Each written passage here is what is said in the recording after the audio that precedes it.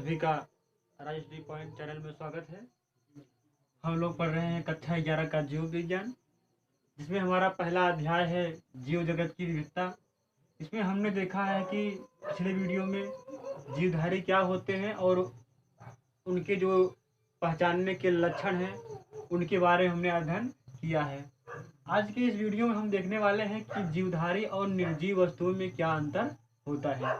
तो दोस्तों, शुरू करने से पहले मैं आपसे रिक्वेस्ट करूंगा कि आप हमारे चैनल को सब्सक्राइब कर लीजिए। साथ ही यदि आपको वीडियो अच्छा लगता है तो देखने के बाद वीडियो को लाइक कर दीजिएगा। ठीक है, तो आइए हम लोग अपने मुद्दे पर ध्यान देते हैं। जीवधारी और निर्जीव किस प्रकार एक दूसरे से अलग है, वो हम कुछ पॉइंट के माध्यम से समझेंगे। जैसे पहला हम देखेंगे कि आकार एवं आकृति के माध्यम से कि कैसे वे भिन्न हैं, रासायनिक संगठन में कैसे भिन्न है, कोशिकीय संरचना में किस प्रकार भिन्न है, गमन एवं गति में किस प्रकार भिन्न है, उपापचय क्रिया कैसे उनमें अलग होती है, पोषण एवं वृद्धि हो गया, प्रजनन एवं जीवन चक्र हो गया, श्वसन क्रिया हो गई, उत्सर्जन हो गया। इन सभी आधार पर हम देखेंगे कि कैसे जीवधारी निर्जीव वस्तुओं से भिन्न है। तो देखते हैं पहला, आकार एवं माप। ठीक है, यानी आकृति एवं माप। तो इसमें दोस्तों जितने भी प्रकार के जीवधारी होते हैं, सभी जीवधारी अपनी अपनी जाति के अनुसार, अपनी जात में तो विभिन्न प्रकार के होते हैं, लेकिन फिर भी अदर जाति के जीवों से उनके आकार में और उनके माप में भिन्नता होती है। जैसे हम मनुष्य की बात करें तो मनुष्य तो सभी मनुष्य एक जैसे तो नहीं होते, उनमें थोड़ी भिन्नता होती है।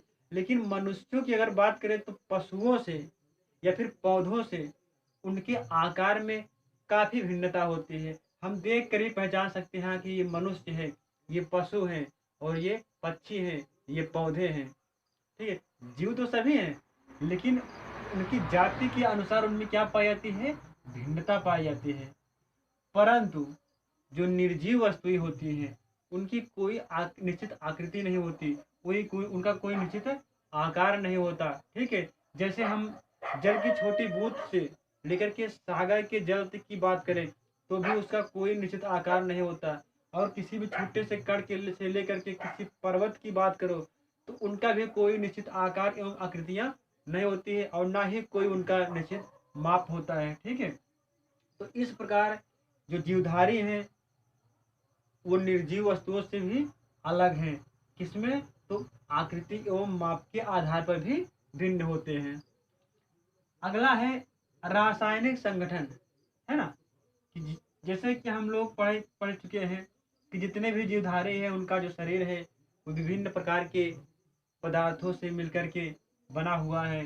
ठीक है, तो जीवधारियों का जो शरीर है वो बड़े बड़े कार्बनिक अणुओं से मिलके बना है। ठीक है, और ये अणु आपस में जटिल रासायनिक संगठन द्वारा जुड़े होते हैं, जबकि निर्जीव वस्तुओं में वे जो होते हैं वो अकार्बनिक पदार्थों से मिलके बने होते हैं, और इनके जो कण होते हैं वो काफी छोटे छोटे होते हैं। ठीक है, और इनका आपस में कोई रासायनिक संगठन नहीं होता है, बल्कि यह क्या होता है, एक मिश्रण होता है। तो इस आधार पर भी जीवधारी निर्जीव वस्तुओं से अलग होते हैं। अब बात कर लेते हैं कोशिकीय संरचना के आधार पर। कोशिकीय संरचना के आधार पर देखें तो जो जीवधारियों का शरीर है वो इस प्रकार कोशिकाओं से मिलके बना होता है, जैसे एक मकान कई छोटी छोटी ईंटों से मिलके बना होता है। ठीक है, जबकि हम निर्जीव वस्तुओं की बात करें तो उनमें किसी भी प्रकार की कोई कोशिका नहीं पाई जाती है, उनमें ऐसी कोई भी संरचना नहीं होती है। दोस्तों, हम पॉइंट को समझा दे रहे हैं, आप लोग वीडियो को रोक करके अच्छे से जितनी भी चीज़ें लिखी हुई हैं शॉर्टकट में आप इन्हें नोट कर लीजिएगा और अपना एक नोटबुक तैयार कीजिएगा। हम आपको कक्षा 11 के धीरे धीरे लगभग सभी अध्याय को पूरा कराएंगे, ये हमारा प्रयास रहेगा। यदि आपको इन वीडियो में देखने के बाद आपको कोई कमियां नज़र आती हैं या फिर कोई भी आपको अच्छा लगता है तो आप कमेंट बॉक्स में उस बात को मेंशन कर सकते हैं, जिससे हम आगे के सुधार की अपेक्षा करेंगे। गमन एवं गति, हम देखते हैं कि जो जीवधारी होते हैं वो निर्जीव वस्तुओं से गमन एवं गति के आधार पर कैसे भिन्न होते हैं। तो दोस्तों जैसे आपको पता है कि गमन एवं गति का मतलब हुआ चलना फिरना, है ना। तो जो जीवधारी होते हैं वो अपनी इच्छा के अनुसार स्वयं से एक स्थान से दूसरे स्थान तक जा सकते हैं, चल सकते हैं, फिर सकते हैं, है ना। अपने भोजन की तलाश कर सकते हैं।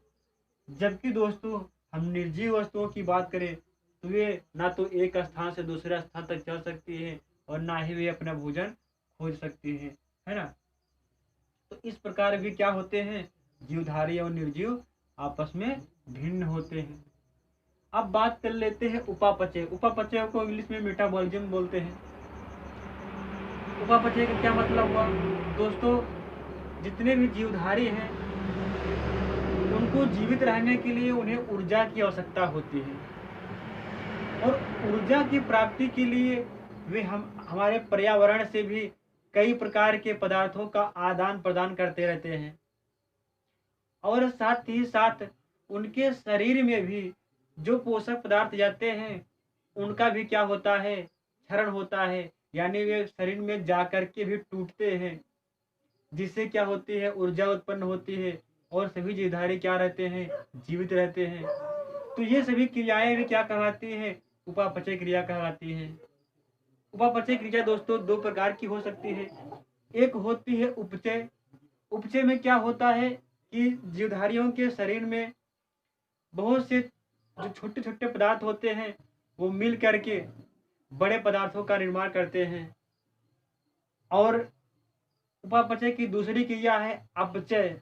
अपचय में क्या होता है, बड़े पदार्थों का क्षरण होता है, यानी बड़े पदार्थ जो होते हैं वो टूट करके छोटे छोटे अणुओं में बदल जाते हैं, और यह क्रिया अपचय क्रिया कहलाती है। तो इस प्रकार उपापचय क्रिया दो प्रकार की होती है, और यह निरंतर जीवधारियों में होती रहती है, ठीक है।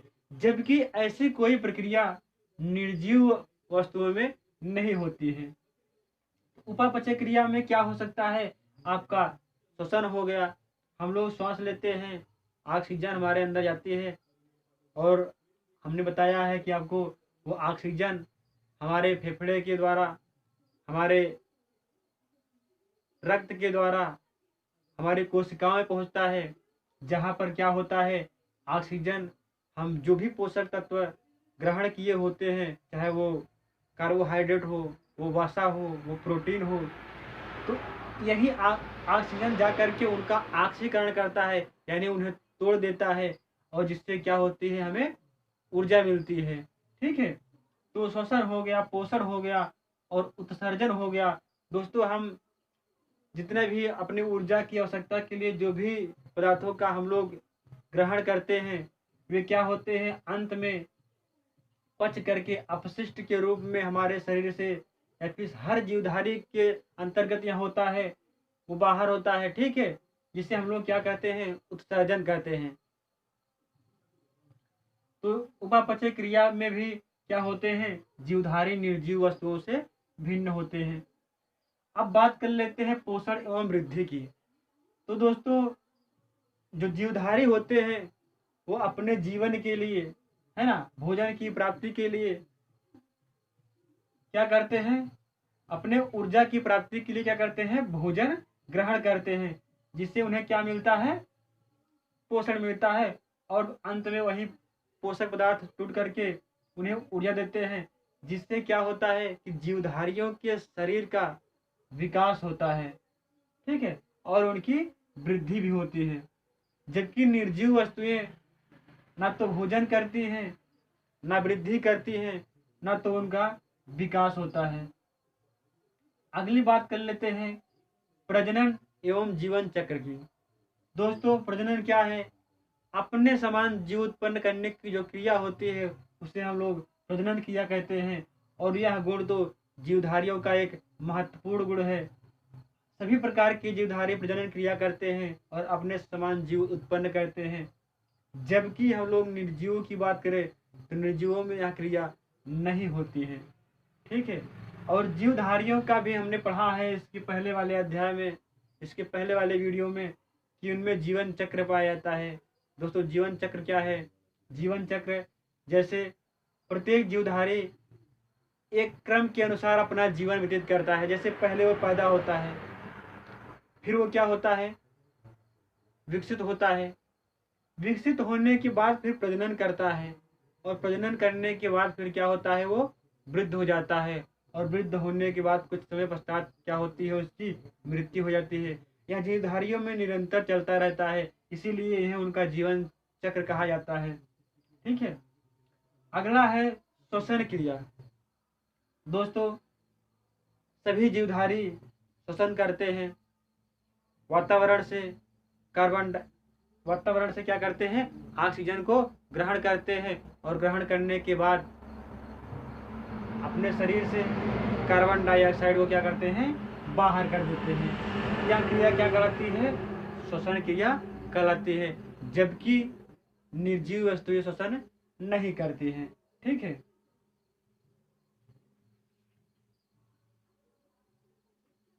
तो दोस्तों ये हो गया जीवधारियों और निर्जीव वस्तुओं में अंतर। इन सभी आधारों पर क्या होते हैं? जीवधारी निर्जीव वस्तुओं से अलग होते हैं। तो आज वीडियो को यही समाप्त कर